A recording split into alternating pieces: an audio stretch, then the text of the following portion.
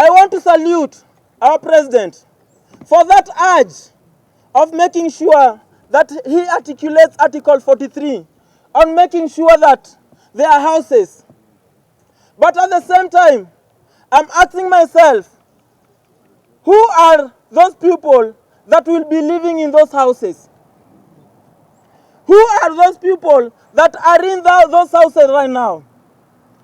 If you go to Jivanji Gardens, Pipeline, Kibera, call it everywhere, you will find people sleeping there because they don't have anywhere to sleep to. But I wonder right now that the houses that are ready, they have been given to several people who are migrating from a single house to a one-bedroom house, or migrating from a one-bedroom house to a two-bedroom house. That is not the dream of our Kenyans. That is not the dream of the Bunge la Mwananchi members. And we are saying we shall mobilize all our members so that we can go to those houses and ask questions there. We shall go there and we shall make sure our members who don't have houses, Kenyans who don't have houses, are the people who will occupy those houses because we are the government. Yeah. And they always tell us, they always tell us that Article 1, all sovereignty belongs to the people of this nation. Na kama wanasema sisi ndio wadosi wao, members wa bunge na wakenya wamesema sisi wenyewe tunataka kujua haya manyumba ni akina nani wanaishi pale, na sisi wenyewe wenye hatuna manyumba tutaishi pale kwa haya manyumba. I want to emphasize something else about tax. We are being forced about tax on those houses. And at the same time, those houses are being sold. And they are still telling us that there is a rate of every month. So, kwa nini unachukua tax zetu na kwa nini urudi uuze?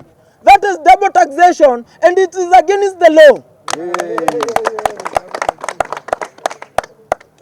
President told us that kuna makazi nyingi sana kule nje. In Saudi. I heard him telling us, ukifinya computer, unatoa pesa. I want to ask something today. Way back, 2 years ago, we are struggling to get our women from Saudi Arabia because of mistreatment. We were struggling to get their bodies from Saudi Arabia because of their death. Which mechanism have you put in place to make sure that our daughters and sons are safe when they go out? We don't need you to preach that there are jobs which are not there. And I believe, hakuna venye unaweza rusha kidole kwa moto uchomeke, urusha kidole yako tena pale. In simple terms, what am I trying to say? Don't take advantage of our desperation since we don't have jobs. Utupeleke kwa kazi zenye tutarudi tukiwa maiti. I want to emphasize again about our members who have died fighting for justice of this country. Na tunaona kila mahali wakisema polisi, there are investigations which are going place. I have never seen any police mwenye amefungwa over killing anyone.